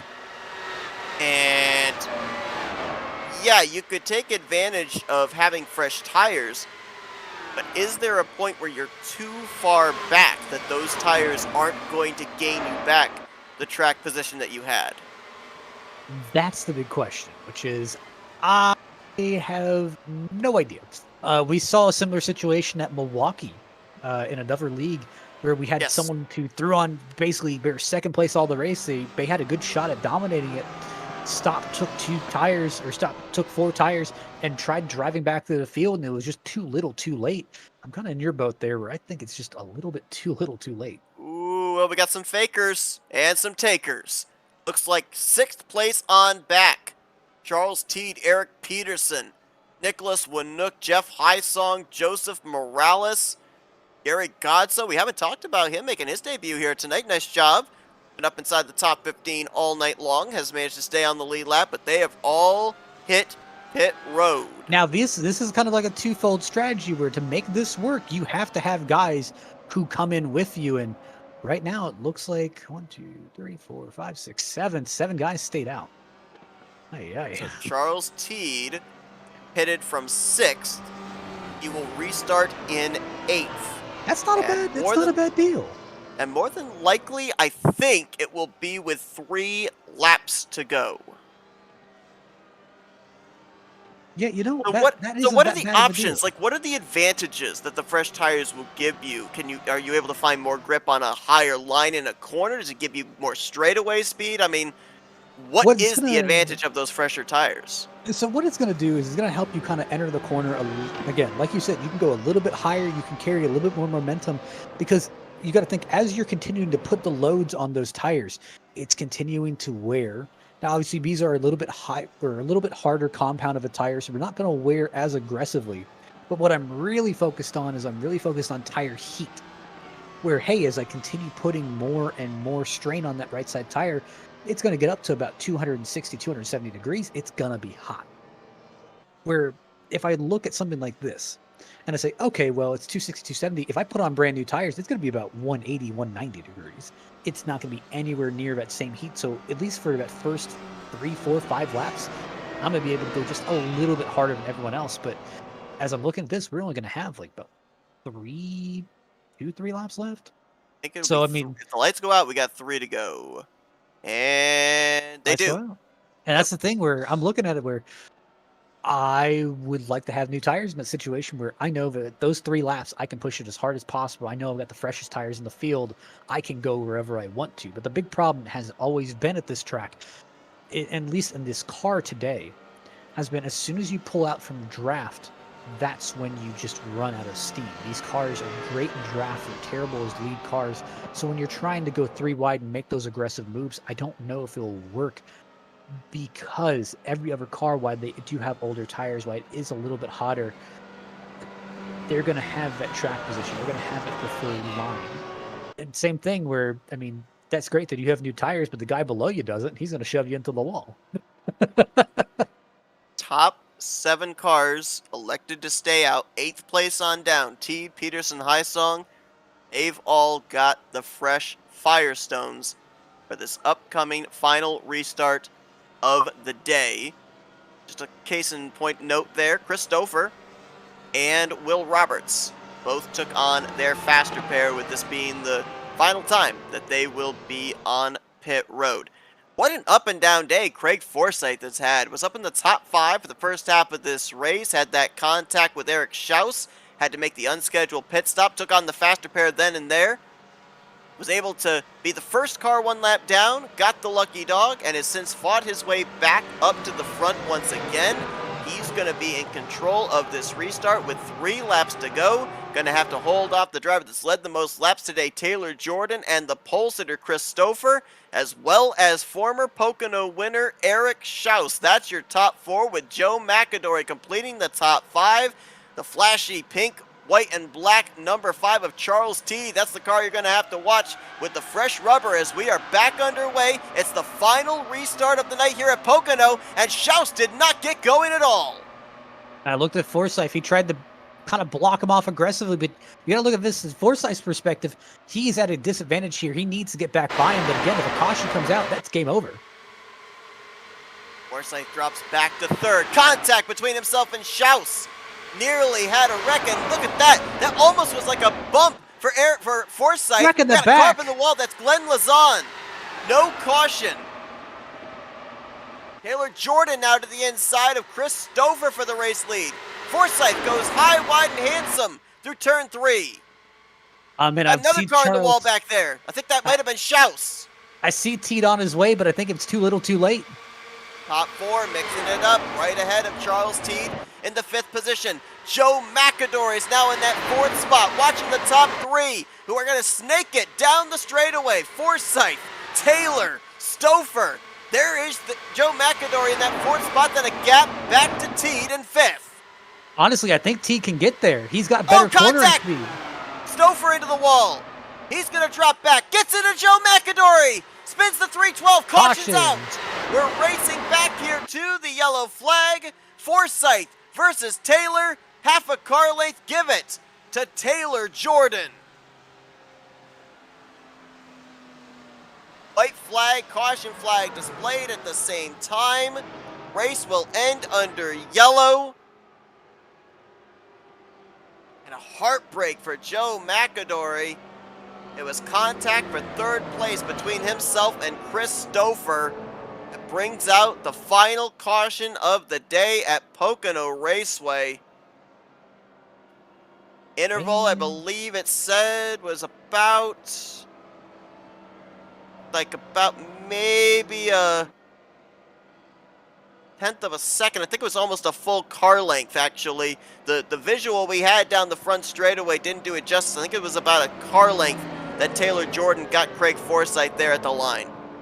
I will admit, I'm sad to see it end that way. I would love if we had a green-white checkered to have another shot, because I just saw those guys on new tires. They were coming.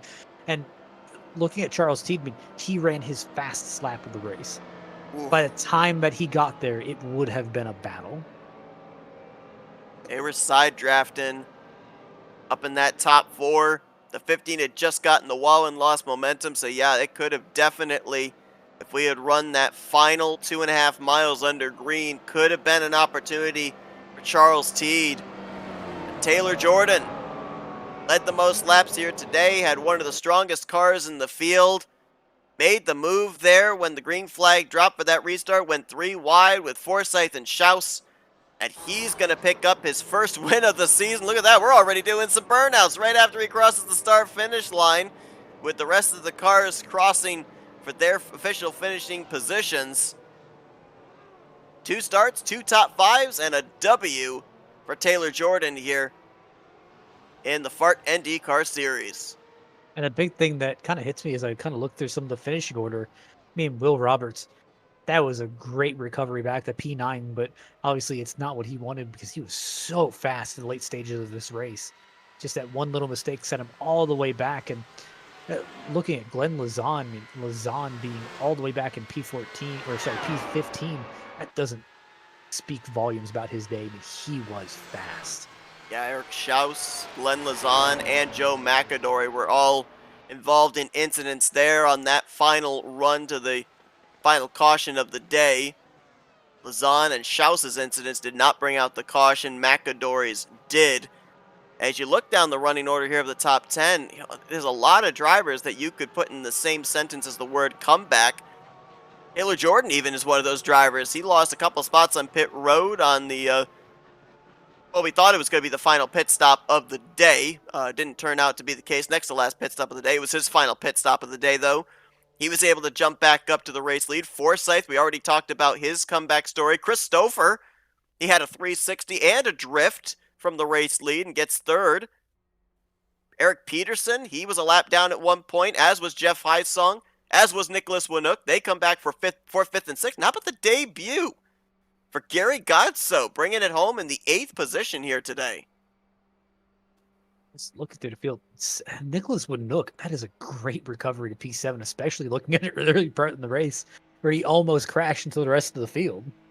Elmer Joseph spent most of this race back in the 10th to 15th position, and he brings it home with a top 10 run. As a matter of fact, Elmer Joseph, we didn't really talk about much of him when we were running down the point standings, but Elmer in his 3 starts, 2 finishes inside of the top 10 coming into tonight, 9th in the point standings. So he has had a very consistent start to the year. Well done for him. And then you look down here at the rest of the finishing results. And again, we talked about McAdory, Schaus, Glenn Lazan. The finishes that you see here on the end results do not tell the tale of just how good of runs they were having prior to their issues in the closing stages. Gary Corley had a good run going as well before he was involved in an incident, finished in 17th. 16th on down, Wade, Corley, Lemon, Herrick, and Hobson did not see the finish. Hobson had a great starting track position here tonight. I was on the outside of the front row. Had an incident while running in second, spun off of turn 2, and then was involved in a follow-up wreck. Subsequently finished dead last. That's the one thing about these particular races. If you don't watch the full race, you don't get the full story with some of these drivers. Finishing results do not necessarily show just how good they were during the course of the race. Unfortunately, though, it's the finishing results where the points are paid out. And it'll be interesting to see because Eric Schaus, I mentioned this earlier, big picture racing. He was obviously going for the victory there in that final restart, but he could have gained a lot more points on J.W. Miller, finishing up inside of the top 3. He's going to finish 14th here today, so that gap will not be closed up nearly as much as what could have been when we get to Road America next week. Yeah, and Road America is, for some of these drivers, it's going to be that kind of track that they need to get back on, back on track to really show what they can do and kind of take a moment to leapfrog up the points. But for other people, it's going to be a track where, hey, we're going to try and get the best finish we possibly can. Let's see if we can talk with some of the drivers that finish up on the podium here tonight. A couple of them had very adventurous days, and let's see if we can talk with one of them, the guy that brings home 3rd place here tonight, Christopher. Hey, Chris, it's Matt and Seth up here in the FRM booth. You got us? Yeah, I got you.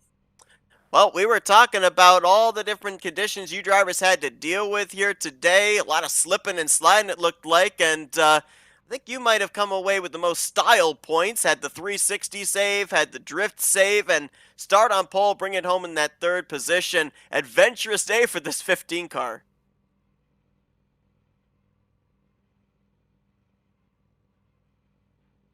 Nope, are you there? I lost you. Oh, yep, we got you. Sorry about that. No, all good. We were just documenting a very adventurous day for you. A lot of slipping and sliding, but you bring it home from the pole on the podium position to finish it out here. Man, were things as tough in the race car as it looked like here from the broadcast booth? Yeah, you had to have your head on a swivel the whole time.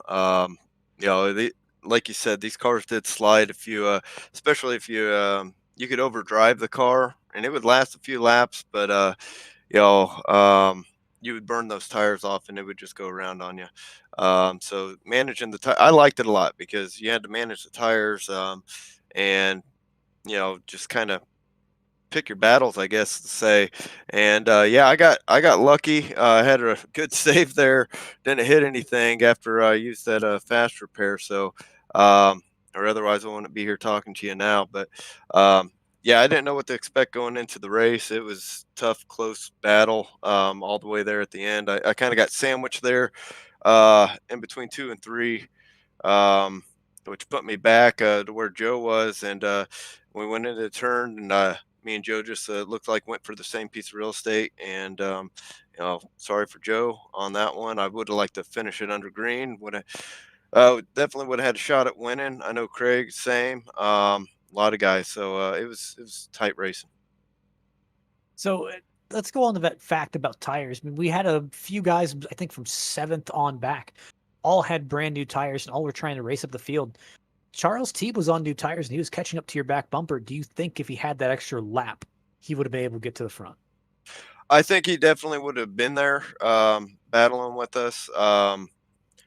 Whether I still think it would have been a toss up, as far as who was going to win it. If we did get to do that last lap, it would just been positioning, who had the right position, going into 3. um, I I was wanting, part of me wanted to pit for tires, but at the same time I wanted to keep the track position. I knew it was going to be a shootout, it's going to be hectic and crazy. um, but I also knew if I took tires I would have been able to run harder than what I did there. So, he made the strategy call to take tires, which wasn't a bad call. It was 50-50 either way. Um, but just how strong the draft was in these cars and everything, again, it would have just came down to positioning. Well, a strong run for you here tonight, Chris. Started this thing on the pole position. You get your first top 5 of the season with the podium here tonight at Pocono. Congratulations on a job well done. A couple of comebacks of making your way back up through the field to get that third place spot. Before we let you go, the floor is yours for thank you, sponsors, and shoutouts. I definitely want to thank 4D Racewear for sponsoring me, and for being there for me tonight, and you guys up here in the booth, everybody putting on the league. It's a lot of fun. I can't believe it's my first top 5. Feel like I've been up there fighting for wins, but at least I was able to finish it out this time, and you know come away with the top 5. So hopefully we can keep moving on up the podium. Third place finish here at the Tricky Triangle for Chris Stouffer. Congratulations once again. Best of luck next week when you guys head to the first road course stop of the season at Road America. Thank you.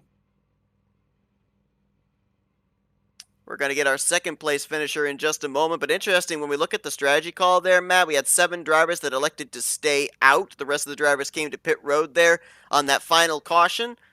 Only 3 drivers did that strategy work out for them. It was our podium finishers. The other drivers, none of them finished inside of the top 9. So the track position over tires, man, very split in terms of the results. Realistically, I think if we had one more lap, it would have made it a lot more entertaining. It would have indeed. Well, the driver that led us to the final restart of the night that brings home second place, Craig Forsyth, is standing by. Hey, Craig, Matthew, and Seth up here in the F.A.R.T booth. You got us? Yeah, I got you guys. How you doing tonight? Well, man, we ended up seeing this race have a lot of twists and turns, a lot of strategy, but that final restart, it was a question of who wanted the track position, who wanted the tires. You elected the track position and led them to the green, but you were 3 wide by the time they got over there into turn 1. What happened on that restart? Did the tire spin, or what was going on? I think I just was too slow getting on the gas. My reaction times are too slow and getting old now. So, to kind of go with that, I guess I'll ask you the same question I asked Stouffer, which is, we had 3 guys who were working their way up the field on brand new tires. he got to the back bumper of Stouffer as they were entering 3, do you think they would have had enough time to catch you guys by the time you reached 3 in the next corner? Yeah. Well, if it had stayed green, the new tire guys would have been with us. Whether they, I mean, at which point they would have hit the same clean air. All the leaders were battling anyway, and it's just the gamble you take. It was we had the track position. The next caution ended the race, so the odds said that was don't give up your top 3, top 5 track position to get because you'd end up further back. Because assuredly, if the front guys go in, you're going to have the 10th back not come in, and then you've got all those guys that because it's too much track position for them to not take advantage of. So it's just playing the odds, and with the amount of cautions we'd had tonight, I was just like, odds are everyone's going to fight like a madman on those last couple laps. There'll be another caution. We saw a lot of drivers have to fight tonight to kind of mount some comebacks. You were one of those drivers, ended up having to make the unscheduled pit stop, fell a lap down, but were able to get back on the lead lap and get the second place finish. I want to go back before that final caution came out that led to the split strategy on pit road. You made the move with about 7 laps to go there on Taylor Jordan to take the race lead, and then the caution flew. And Matt and I were bandying about when was the time to make the move? Do you ride? Maybe wait until we get to the point where we know the race would end under caution? And then the question was answered with you making that move on the top side. What was the thought process there? Was it maybe the possibility the caution was going to come out when exactly it did, and you wanted to be that lead car? Or was it you just had the momentum and you wanted to take it somewhere? No, at that point, I was watching the relative of third, fourth, fifth as those guys were battling, and Taylor and I were increasing our lead. So I was perfectly fine just sitting back, sitting with him and having him go. And I think it was with 9 to go or so, the gap it stopped, and then with 8 to go, it started to come down, and then with 7 to go, it was coming down again. So I was like, all right, it's time to go, because I assumed his tires were overheating or he'd pushed it too hard. You could see that tonight. Any of the guys that started to drive the car too hard, those tires, if a couple degrees in temperature difference was all it took for the 4-wheel slide of death. And my God, the saves that guys were making tonight. I mean, geez, Chris did a complete spin. Had he won the race, we could have called it a spin and win. So it was nuts. This car is crazy. It is not designed for ovals, which just makes it amazing to watch on ovals. Now, with that being said as well, we know that you're very good at the road courses. Road courses coming back on the schedule. Road America next week. So how excited are you for that? I'm looking forward to it. I actually have never driven this car on a road, even when it first debuted. I think the only race I tried it out at was I think it was at Auto Club. So never actually have driven it on a road course yet. Well, we're looking forward to seeing what this car is going to do when we get to the twists and turns of Road America next week. Obviously, I know you would have wanted that checkered flag here tonight, but going to be a good points night for you. You jump up 3 spots in the standings to 4th, only 42 points out, and going to be able to try and continue to close up that points gap when we get to Road America next week. Congratulations on the great run here tonight. Before we let you go, we'll give you the opportunity to thank some sponsors and do some shout-outs. Thanks. Congrats to Taylor for winning the race. He doesn't have a mic, so he won't be able to commentate. But no, he drove a good race tonight, and good on him. It's good to see the young guys coming in and smoking us old farts. So just a sign we're getting older. But I got to thank everyone over at 4D Racewear. I mean, Jim, Chris is with us. It was good to see Gary Godso back out to fill out the team, and he's getting some laps in, and he thinks this car is just completely crazy. So welcome to the club, Gary. Well, Craig Forsyth brings it home 2nd place here tonight at Pocono. Great performance for him. Congratulations on the great run, and best of luck next week. Looking forward to seeing you guys take to the road course for the first time this season. Thanks, Matt and Seth. Stay safe. As you heard, unfortunately, we're not going to be able to get a word with Taylor Jordan, picking up his first win of his career here in the Dark Horse Racing Series F.A.R.T NDCar Series, but I'm two kind of races. suspicious. I'm really starting to think that's Jordan Taylor. Still think it's Jordan Taylor. We'll know when we get to a road course next week, because Wayne Taylor brings some pretty good road course cars. Scary. But it's been a really good start to his career here. 2 starts now, both finishes up inside of the top 5. The third driver to go to victory lane here this season, joining Will Roberts and J.W. Miller, who, by the way, is still the points leader based off of the updated scoring. He'll have 35 points over Eric Schaus, 39 points over Jeff Heisong, 42 over Craig Forsyth, and 45 over Will Roberts. So, even though a couple of the drivers that were right behind him didn't exactly get the best finishes that they were looking for, it's really close now amongst your top 5, 6, 7, and a lot could change depending on what takes place next week at Road America. Yeah, and it's really going to be the battle of the guys who are really good at road courses who really can kind of capitalize on that. And it's also going to be a battle between the guys who, hey, we're not that great at road courses, but hey, we're very consistent. Here's the interesting thing because, Craig Forsyth, he's a driver that we're used to seeing, if not at the front, in the top 2 or 3 every time we go to a road course. And he just said he doesn't really have that many laps with this car at a road course. So does that take the road course experience factor maybe a little bit more out of play than it has in seasons past? Realistically, I think the guys who have that road course experience factor, that's definitely going to be some of the guys who I think they can really pick up on this car quickly, but only if they apply the time.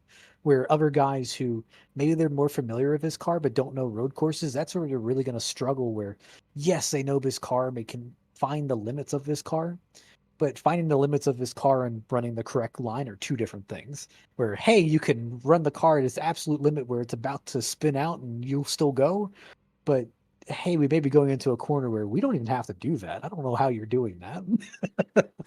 Well, a very difficult car at a very difficult track. You know what that's a recipe for? Entertainment. So be sure to tune in next week when these drivers head to Road America to continue on the schedule here for the Dark Horse Racing Series F.A.R.T NDCar Series. Their first road course start of the season, and you'll see it next Sunday night with the green flag flying at 8 p.m. Eastern Standard Time. Wild one here tonight. A lot of twists, turns, spins, slides, and an exciting finish at the end here at Pocono with Taylor Jordan picking up his first career win. Matt, it's been a crazy one here in the Pocono Mountains. I appreciate you joining me up here in the booth. Always a blast. Thanks to everybody that tuned into our coverage here tonight. Again, be sure to tune in next Sunday night when we go road course racing at Road America. But for Matthew Rodriguez, I'm Seth Cole. Enjoy the rest of your Sunday night as you've been watching another broadcast courtesy of FRN, the Flatout Racing Network. This broadcast is the copyrighted work of Flatout Racing Network and may not be rebroadcast, retranslated, or used in any form without the express written consent of Flatout Racing Network and iRacing.com Motorsports Simulations. Flatout Racing Network would like to thank you for your support, and we hope you enjoyed tonight's broadcast.